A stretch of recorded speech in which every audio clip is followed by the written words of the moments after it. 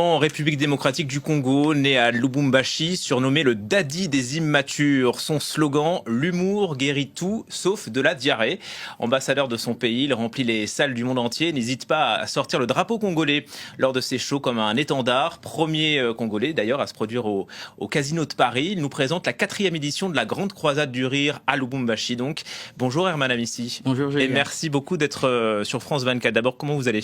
Ouais, ça va très bien et un plaisir de se retrouver sur ce beau plateau. Vous connaissez France 24, ouais? Oui, de loin. Et c'est la première fois, oui, de loin en Afrique, et c'est la première fois d'être sur le plateau. Ben, c'est un plaisir. Eh ben, vous êtes ici chez vous. Ce vendredi 16 mai, c'est ça, vous relancez donc la Grande Croisade du Rire à Lubumbashi. On va en parler ensemble, mais d'abord on regarde bien sûr la bande-annonce. Évidemment. Lubumbashi, prépare-toi. L'événement humoristique de l'année est de retour pour une 4e édition explosive. C'est un show de légende avec Hudson, Charlotte, Valérie, Le Magnifique, Takam, Fiston Sachi, Sylvanine Njeng et Ken Gelor. Et pour orchestrer tout ça au micro, Herman Amissi. Rendez-vous ce 16 mai au Silver Palace, ex-Baalis à 17h16. La Grande Croisade du Rire, là où le sérieux vient mourir. Voilà, le 16 mai à Lubumbashi à 17h16. Hein. À 17h16. Pas avant, pas après, pourquoi? Pas avant, pas après. L'humour ou encore les côtés comiques devaient bien commencer avant de monter sur scène. D'ailleurs, vous êtes un homme ponctuel ou pas? Je suis un Africain. Vous avez le temps alors. La Grande Croisade du Rire, c'est devenu donc un festival majeur du rire en Afrique. Comment est-ce que vous est venue cette idée, puisque ça fait la 4e édition maintenant? Ok, je me suis dit, être humoriste ne suffisait pas. Il fallait chercher à laisser quelque chose, non seulement pour les publics, mais aussi sur ces jeunes qui s'identifient à nous. Créer un festival, c'est offrir un miroir, mais aussi mettre en valeur les différentes en fait, opportunités culturelles de la province, du pays et surtout de la ville de Lubumbashi. Donc un miroir de la société quoi, congolaise tout entière? Un miroir de la société congolaise en particulier et en général africaine. Et alors qu'est-ce qui revient comme sujet? On touche un peu de tout. On touche un peu de tout, les faits sociaux surtout et les actualités. Et alors quoi, par exemple? Donnez-nous un exemple concret. Alors, j'ai donné l'exemple de cette édition où on est sur Peace and Love, Ouais. en référence à la situation actuelle en fait dans notre pays. On s'est Dans dit, l'Est du Congo, oui. dans l'Est du Congo, il y a ce qui se passe. Comment est-ce qu'on peut contribuer? Comment est-ce que la culture peut contribuer pour décrier en fait cette situation? On rigole, mais on déclare la paix. Parce que ça vous touche beaucoup, hein, ce qui se passe, la guerre qui n'en finit pas entre le M23 et l'armée congolaise. On vous voit d'ailleurs parfois sur scène avec le drapeau congolais et vous appelez le public hein, à vous saisir de cette unité, de cette solidarité et de dire non maintenant à la guerre. Bien évidemment, ça me touche particulièrement et très énormément. La guerre dure depuis de longues années. On est né, on l'a trouvé. Et on ne peut pas rester en fait bouche fermée. Il faut savoir décrier, il faut savoir parler et il faut savoir surtout hausser la voix. Je suis humoriste aujourd'hui et l'humour c'est mon arme. J'essaie de l'utiliser du mieux que je peux pour communiquer, pour décrier et surtout pour faire entendre la voix partout dans le monde. Vous serez sur scène, bien sûr, pour la Grande Croisade du Rire, avec d'autres personnes, on l'a vu dans la bande-annonce. Dites-nous qui est attendu sur scène. Est-ce que c'est des petits nouveaux ou c'est des grandes pointures? Alors, on a un arsenal d'humoristes. On a la légende Patson qui viendra de la France. On a Valérie Ndongo qui viendra du Cameroun.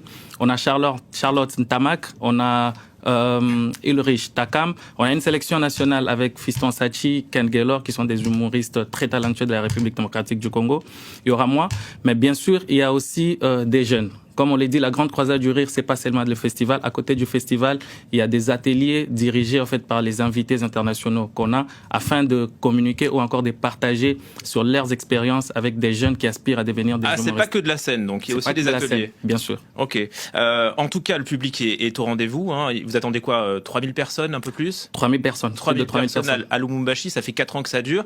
On voit qu'il y a une effervescence aujourd'hui autour de la scène humoristique congolaise. Il y a ces comedy clubs. Vous faites partie d'ailleurs, vous êtes issu du Lubumbashi Comedy Club. Il y a aussi les réseaux sociaux. Tout ça, ça a révolutionné l'humour. Bien sûr, et je pense que j'ai fait partie de cette génération en fait qui a révolutionné l'humour. Parce que vous êtes très actif vous sur les réseaux sociaux, on vous voit partout. Hein. Très actif sur les réseaux sociaux parce que je suis à la fois web humoriste et stand-upper. Donc on essaie de combiner les deux pour répandre la bonne humeur.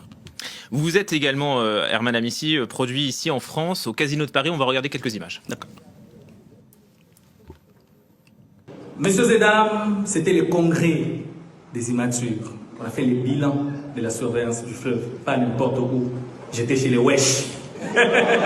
Vous vous demandez sûrement à quoi ressemble le Wesh, mais avant tout, on avait Balthazar. Il est dans la salle, vous allez le voir aussi. Balthazar, Balthazar, tu es content, non? Ok. Alors vous demandez à quoi ressemblaient les bilans de la surveillance du fleuve avec les Wesh. Eh bien, on était au casino de Paris et ça ressemblait à ça.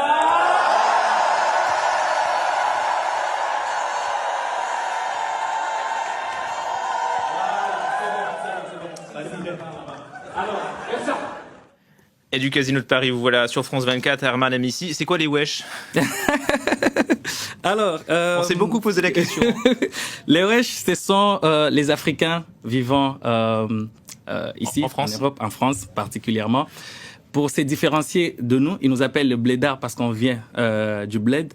Et eux qui vivent ici, ils s'appellent le wesh. Les wesh, mais parce que même dans leur façon de parler, quand ils parlent, il y a le mot wesh qui revient un peu plus souvent. Tu vas l'entendre, wesh, wesh, wesh, wesh, wesh. C'est comme ça qu'on les appelle le wesh. Et pourquoi vous êtes en curé alors, habillé en curé? Parce que je suis un prédicateur de la bonne humeur. Ouais. Pour moi, en fait, je me dis, l'humour peut se prêcher. Parce que prêcher, c'est éduquer, prêcher, c'est former, prêcher, c'est instruire. Donc, si je peux utiliser ces trois éléments dans l'humour, rajoutant de la bonne humeur, c'est que je peux prêcher l'humour. Est-ce qu'il y a une différence entre le public que vous rencontrez ici à Paris et le public que vous côtoyez en Afrique? Bien sûr, il y a une différence parce que il y a une différence de culture, surtout. L'Afrique, on a notre propre culture et l'Europe a sa culture aussi. Donc ça veut dire qu'il y a des vannes en Afrique qui marchent et ici en France, ça marche pas. Il y a des vannes qui peuvent marcher en Afrique et qui ne peuvent pas marcher ici. Tout comme il y a des sujets qu'on développe plus facilement ici, mais lesquels, en Afrique, alors, ça reste un tabou. En Europe, on parle facilement sexe. Tu peux développer un sujet sur le sexe, mais quand tu arrives en Afrique, c'est un sujet tabou. Il faudrait savoir comment l'aborder. Mais quoi, les gens ne rigoleraient pas? Ils en rigoleraient, mais après le mers. Donc on est un peu plus sceptique en fait par rapport à certains sujets et par rapport à la culture africaine qui fait en sorte qu'il y ait certains sujets qui restent tabous. Donc ça veut dire que vous vous adaptez constamment? On s'adapte toujours. Donc c'est du boulot, ça? Énormément. On le voit aussi dans certains extraits de vos spectacles, vous échangez énormément avec le public. Très important. Vous voyez pourquoi c'est important, ça? Très important parce que c'est de l'humour. Il faut qu'il y ait ces contacts permanents entre l'artiste et les publics, à la différence du théâtre où il y a toutefois une barrière ou un mur.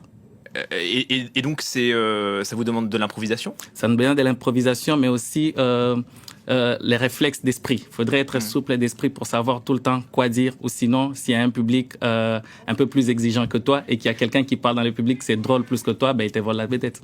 Il y a un dernier mot sur ce que vous avez fait en novembre dernier. Je vais vous expliquer au centre financier de Kinshasa devant 35 000 spectateurs. C'est l'équivalent d'un demi-stade de France ici en France. C'est dingue quand même, 35 000. Ma petite rectification, c'est pas 35 000 personnes. Ah bon? C'est pas 35 000 personnes, c'est près de 4 000 personnes. Les centres financiers, c'est dans le cadre de ma tournée du bilan en fait de la surveillance du fleuve. Je suis en tournée. On a commencé par Brazzaville au Palais des Congrès.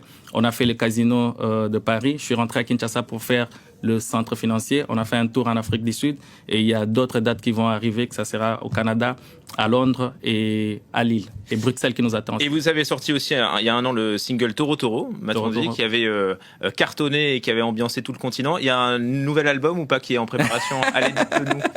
Non, même pas. Ça, c'était une chanson qui devrait accompagner notre équipe nationale, les Léopards. C'était une façon pour moi de soutenir nos léopards, nos joueurs en fait qui étaient en train de représenter les pays en Côte d'Ivoire lors de la CAN. Il fallait une chanson pour accompagner. On les a sortis Toro Toro, cette chanson qui a réuni et chrétiens et athées. On a dit que c'était païen, mais c'était bien. Tant mieux, c'est l'unité. Merci beaucoup Herman Amissi. Merci beaucoup. Le 16 mai donc la grande croisade du rire à Lubumbashi. Le 3 mai au Casino de Paris également. Le 3 mai le 3 mai au Casino de Paris. Bonjour Paris. Donc c'est un événement qui va réunir les artistes ivoiriens, camerounais et congolais. Sans oublier que le 17 mai, on est encore à Paris pour le compte de DBC. Eh bien, merci beaucoup d'être venu nous en parler tout de suite.